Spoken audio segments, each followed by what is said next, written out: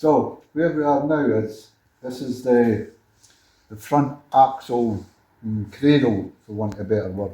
What I've noticed is that these bushes are worn. You can see this is a new pin. The front one's not too bad, but this back one, you can see the wear in there. And if I put this in, and I put a new bush in this,